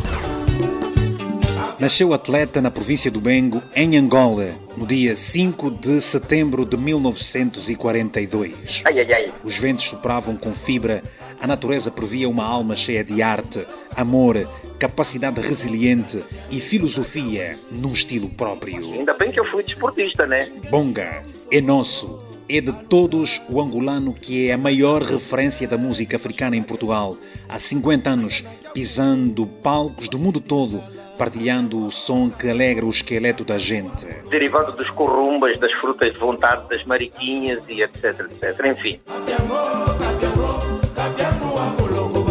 Por menos de 5 vezes estive perto deste nosso astro e sempre optei por me calar, abrindo apenas os ouvidos para captar o máximo da sua sabedoria. E a escolha bateu certo. Barceló de Carvalho é uma sumidade, a prova real de que quando aceitamos seguir o nosso propósito, a nossa essência ilumina-se, o nosso ser exalta-se, a nossa alma mais leve fica e a grandeza da humildade transcende fronteiras, esbarrando convicções que se sujeitam ao poder do amor. E eu a lembrar-me de tudo que foi feito ao longo desses 50 anos. Bonga é a certeza de que o global é lindo, mas é mais quando somos fiéis às nossas raízes, à nossa tradição e cultura, no que tange aos valores da arte para o bem do mundo. Mas com muita lágrima no canto do olho, na verdade. Não é para todo mundo que este ponto reluz, porque, tomados pela vaidade e arrogância, reduzem-se na pontuação que as novas gerações precisam para abrir novas portas onde há cada vez menos referência. Faz parte da função. Há dias que não somente mergulho escutando a beleza das suas canções, mais de 400 registadas, 40 discos gravados, um incontável número de prémios ganhos, mas me grudo ouvindo as histórias encurraladas nas letras das suas músicas, temperadas com o ritmo de quem ontem também sofreu muito por não querer ser o amigo conveniente. Querendo que seja verdade, o meu olhar viaja pelas labaredas da filosofia dos tempos. Obrigado do fundo da mochima. Eu leio Bonga, apesar do pouco que já foi rabiscado. Bonga merece ser estudado com toda a velocidade de um atleta, pois que, com a sua voz rouca, até os ouvidos de Will Smith renderam-se à pureza da sua autenticidade. Está a ser bom, sim senhor. Barceló de Carvalho continua firme e forte, fazendo despreocupado o que mais ama desde 1972, acumulando fãs por todo o mundo há mais de 5 décadas. Está aqui, esperando que amanhã, talvez, e se os outros lá lembrarem-se de que a música também lutou para sermos independentes, merece que o seu nome seja dado numa rua, avenida, bairro ou salão, onde ninguém se vergue dizendo apenas sim, chefe. Quem diria? Tudo isso é recordado hoje, é claro. Mesmo sem passaporte vermelho, este filho do Bengo é um autêntico diplomata. Quem dera a muitos dormirem em paz com brilho nos olhos e o perfume da gratidão e do propósito, honrados aqui e na estranja. Na verdade, estou onde tu estás. Edição e voz de Vítor Hugo Mendes.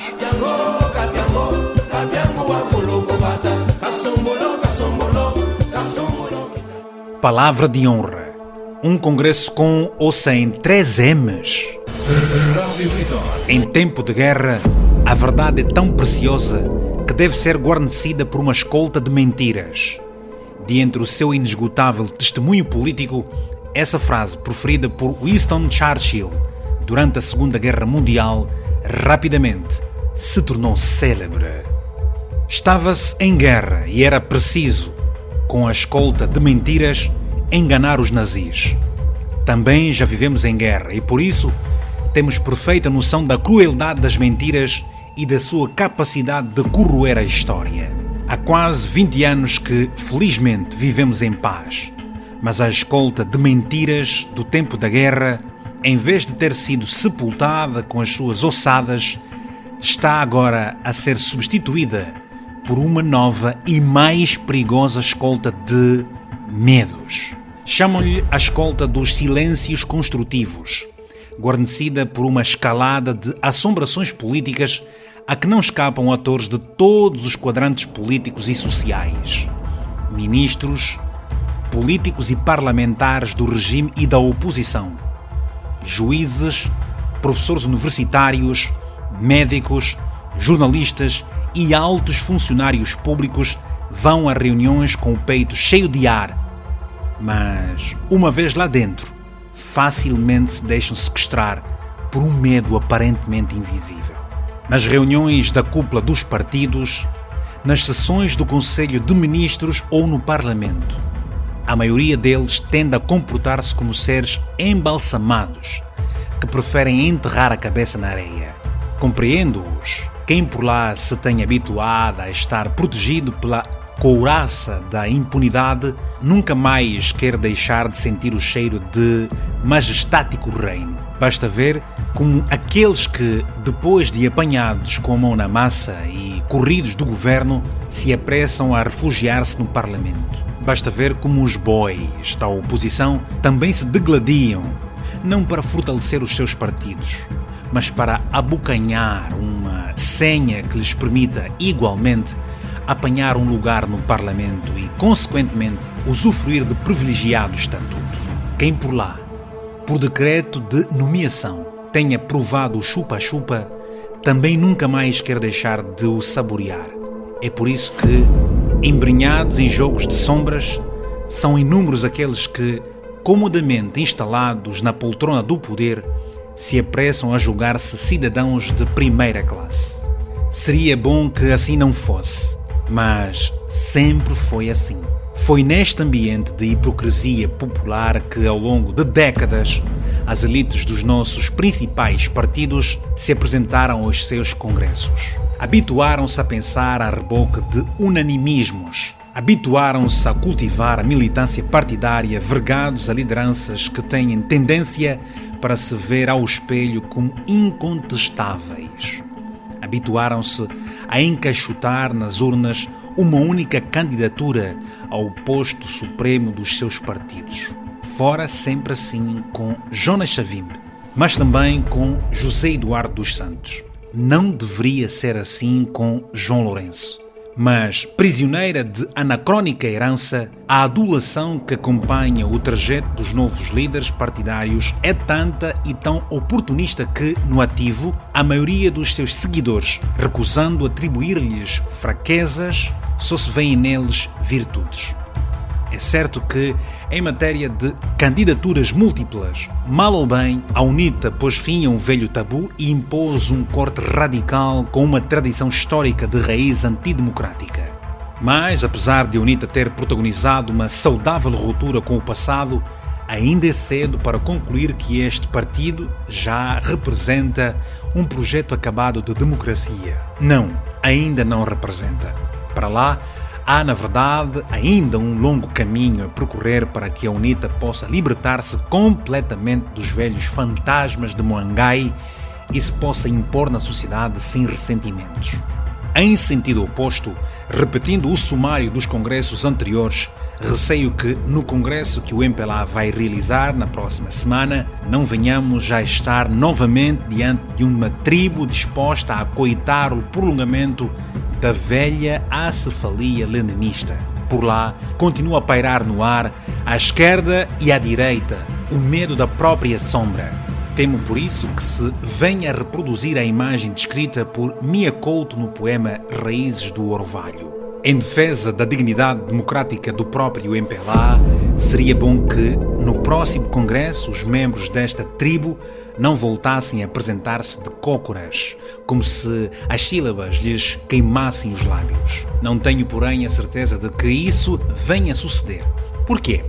Porque muitos deles vegetam por lá há muitos anos como exímios oportunistas de espírito e, nessa condição, depois de o terem idolatrado, todos se lembram como, em 2017, abandonaram o antigo comandante do navio tão logo se aperceberam que o Costa Concórdia dos outros tempos se aprestava a ir ao fundo. Atrelados agora a um novo comandante, a sua falsa fidelidade e o seu oportunismo de carteira continuam a falar mais alto do que a lealdade crítica e as convicções éticas e morais, mas nada garante que amanhã não venham a virar novamente o bico ao prego, despejando-lhe uma carrada de defeitos sem fim. Cobertos por uma manta de civismo, continuarão a discordar em privado de algumas decisões do líder, mas para poderem assegurar os cargos, continuarão a ser os primeiros lá dentro, a manterem-se calados e aplaudi-lo em uníssono. A maioria deles vai ao Congresso aceitando fazer parte da caixa reprodutora de um contorcionismo político execrável. Para eles, mesmo quando está errado, o líder está sempre certo. Para eles, criticar o líder representa uma verdadeira heresia e chega mesmo a ser visto como uma patética forma de fornecer munições à oposição. Com o tempo a ficar mais próximo do fim do que do princípio, muitos deles ainda não perceberam que, sem o respeito pela diferença expressa em voz alta e sem a alma do contraditório em cima da mesa, a emoção continuará a sobrepor-se à razão, o medo à racionalidade e o império da hipocrisia continuará a reinar. Texto de Gustavo Costa, publicado no Novo Jornal. Edição e voz de Vítor Hugo Mendes.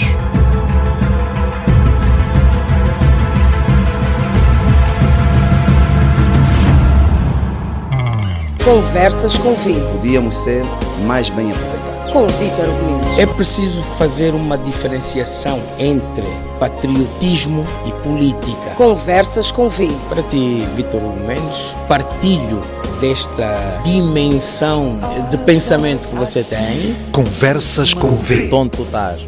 E se Luanda fosse Londres, ou se Angola fosse Inglaterra? Do sonho à realidade, isso é algo que está muito longe de acontecer, já que a Inglaterra e Angola são países diametralmente diferentes na estrutura mental dos povos, na liberdade e democracia reinantes entre as duas nações. Os políticos ingleses têm uma outra escola, mais respeito pelo seu povo e, claro, muito bom senso para não serem engolidos pelos egos e, mesmo que lhes faltasse vergonha na cara, esbatiam-se com uma gente que tem uma vasta experiência sobre cidadania. Angola está apenas a tentar ser um país diferente, arrumando a sua casa de cima a baixo, depois dos seus sistemas estarem quase calcinados e todo cuidado é pouco para que o mesmo não desabe como o prédio em plena madrugada, levando um golpe por dentro. Os exemplos de um grande Estado deixaram de se refletir no bem-estar da população que, por via disso, sentia que o sonho de viver um futuro melhor se perdia ao cair do dia e com o adeus do Rei Sol, fugindo da crise como o diabo da cruz e um presidente que em cada viagem que faz mais se parece com um piloto do avião. Em Inglaterra, milhares de famílias angolanas voltaram a rever os seus sonhos, dando asas à imaginação, usufruindo das liberdades de ser, estar e viver num país cujo clima e forma de governação diferem claramente do nosso. Não há quase sol nenhum, há mais frio, o salário não atrasa e a renda paga-se uma vez por semana. A Inglaterra é uma das nações constituintes do Reino Unido. Este país recebeu, criou e forjou centenas de milhares de angolanos ao longo dos tempos e muitos continuam a chegar fugindo dos alicates do sistema. A Revolução Industrial começou na Inglaterra no século XVIII, transformando essa sociedade na primeira nação industrializada do mundo. A Royal Society da Inglaterra lançou as bases da ciência experimental moderna. Nós passamos para o sistema multipartidarismo, entramos para a economia de mercado, mas a fome não acabou e os políticos continuam a engordar a cada vez que são nomeados. O partido é também o mesmo e o juiz, até gatuno, tentou ficar. Num país como Angola, que defende valores culturais, brancos na política parece ser proibido. Em Inglaterra, onde o mundo fala sobre o racismo, é normal vermos gente de cor negra na televisão, na política e em todas as esferas, de igual para igual. A terra de Lewis Hamilton, David Beckham, Adele, Paul McCartney, Elton John e muitos outros tem uma população acima dos 60 milhões de habitantes e mais de metade dessa gente vive em Londres.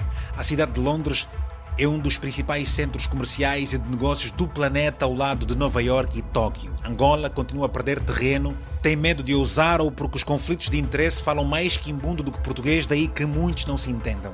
Londres é a nação eticamente mais diversificada de todo o Reino Unido e pelas suas ruas é normal cruzarmos com gente do mundo inteiro, numa autêntica união global. É aqui onde estão algumas das mais renomadas universidades do planeta, como a Oxford e a Cambridge, que foram fundadas com o patrocínio real. A segurança interna é muito forte, sendo que há uma grande preocupação com a imigração e também com o terrorismo. A Inglaterra é o país com mais câmaras de vigilância por habitante no mundo inteiro, mas nada é por acaso. Em Inglaterra, há um tremendo rigor e exigência profunda quando se trata de profissionalismo. A justiça é mesmo justa e não há aqui quem tente abusar dos privilégios do poder. A educação é obrigatória e com um dos sistemas de maior qualidade a nível do globo, com quase 50 anos de independência, os nossos políticos angolanos são experientes apenas em deixar milhares de alunos fora do sistema de ensino e muitos outros milhares, sentados debaixo de árvores, quando o assessor do Presidente da República usufrui de um carro, cujo valor pagaria provavelmente o salário de milhares de professores. No meio de todo esse cenário, com pontos e vírgulas, reticências e exclamações, perto ou longe de um conflito mais grave que, por si só, faz-me pensar que eles, os nossos mais velhos, alguns aguados, continuam a se fazer de malucos, brincando com pólvora perto do fogo. Alguns angolanos aqui na diáspora ficaram igualmente decepcionados com o resultado do último pleito eleitoral. Aliás, quem não ficou com as suas dúvidas face à falta de transparência em muitas partes do processo? Pelas redes sociais, 24 horas sobre 24 horas, ou seja, 24/7. Os nomes dos políticos são arrastados na lama do amor que se mistura com ódio e a oposição é tipo Caçumuna. Manifestação e contra-manifestação, fica em casa, eles são todos iguais, não te dão nada para além de tanta promessa. A novela Fera Ferida embriaga os noticiários com detenções, boatos, calúnias e tantas outras mentiras inflamadas criadas por uns e por outros para distrair o Zé Povinho, por Vítor Hugo. E terminamos com esta seleção de algumas das minhas crónicas que marcaram todos esses anos, desde 2016. E como sabes, eu tenho que escrever, tenho que pesquisar, tenho que gravar, tenho que editar. E é sempre um trabalho muito adorado, muito complicado, com muito rigor. E, portanto, eu agradeço, fico muito feliz com essa consciência que tens agora de todo este trabalho, que tens acompanhado ao longo de todos esses anos, possas também contribuir para me motivares, para me incentivares. Espero que já tenhas feito uma pequena doação, ok? Em kwanzas ou em euros, o mínimo que for que te tocar o coração, através do MBWay, através do PayPal, através do Waze, através do IBAN de Angola e também do IBAN de Portugal. Fico muito feliz, um abraço bem forte, estamos juntos, vamos continuar nesta caminhada das crónicas, sempre com a inspiração de Deus Pai. Muito obrigado e até o próximo serviço. A paz no país beijou o canto do desespero. A corrupção, a bajulação e a preguiça continuam a engordar, despoletando ainda mais o ódio no seio do povo, que se esfumeia com a morte das parcas referências que as conduziria para as conquistas prometidas por toda uma geração da utopia. O desenvolvimento é uma miragem.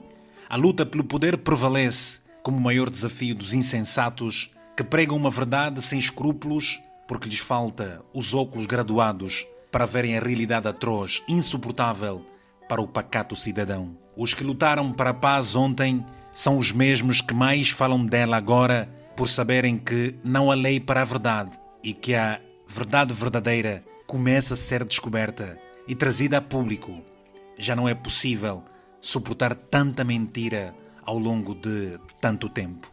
O mês passado mostrou a podridão escondida debaixo da cueca da ministra. Nas ruas da cidade, os dentes podres da boca do governador aglutinaram a falsidade apresentada pela televisão deles, onde a propaganda já enjoa até o demente em plena psiquiatria. Calaram-se as armas faz tempo. Os jovens de ontem são os adultos de hoje. As crianças daquele tempo já não acreditam no futuro do amanhã. E tão infantis são os idosos que levam ralhetes do miúdo Miguel. Atingimos o topo da vergonha, quando hoje devíamos estar a viver um dos melhores momentos da vida na nossa terra. Os avisos ao governo vinham de todo o lado. A rádio e a televisão, comandadas em operação silenciosa, abafavam as verdades sobre os erros da gestão danosa de uma máquina pública que chegou a registrar um dos maiores crescimentos do mundo no que tange à economia. O país está doente. Os mais humildes, aqueles que fizeram parte do sistema também e que conseguiram ser salvos da fome da cobra que come os seus, têm agora medo de falar. Estão sem moral e só lhes resta forças para cuidarem da dor da próstata e do câncer das almas. A paz aqui está. Mas a guerra avança com todo o vapor em direção aos que se habituaram a ganhar sem transparência. A guerra da falta de emprego, da alimentação, de escolas e sonhos por realizar, tira o sono ao mais velho que envelhece cada vez que aparece na televisão e, apesar de ter tanto poder, foi travado por um analfabeto que dominou o telefone e ganhou seguidores nas redes sociais por falta de credibilidade do telejornal. A derrota está perto. A primeira falhou graças à sorte do poder absoluto. Absolutismo que não tem piedade na hora de ajustar contas com o seu mentor. Os doutores intocáveis, protegidos e promovidos pelo sistema, tidos como donos do saber soberano, vendidos com saco azul, nomeados para defender a sua majestade na rádio e na televisão, tranquilizarem o povo de que são especiais, estão agora arrependidos e a cada dia mais fracos, porque lhes foi enviada a mensagem de Eclesiastes capítulo 3. A falta de sabedoria, a arrogância, o medo para se estabelecer diálogos francos revelam a pequenez dos homens. O barco está visivelmente mal comandado e desorientado em alto mar. A paz é uma miúda teimosa, com raiva e com uma tremenda ambição de ser partilhada, por saber agora que os grandes dizem muito e pouco fazem pelos mais frágeis. No esquivar das agruras da vida, há um país que se abre aos novos ventos, ventos que já deram provas de que as mudanças estão mesmo a chegar. Podes ficar em casa, é feriado. Será que é? Talvez hoje, os autênticos, outrora tidos como radicais e sinceros sobre os assuntos nacionais, sejam agora ouvidos, dando-lhes razão.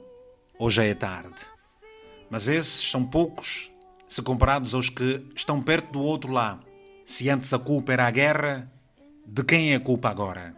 Depois da tempestade, vem a bonança. E isso vai mesmo acontecer. Por Vítor Hugo Mendes.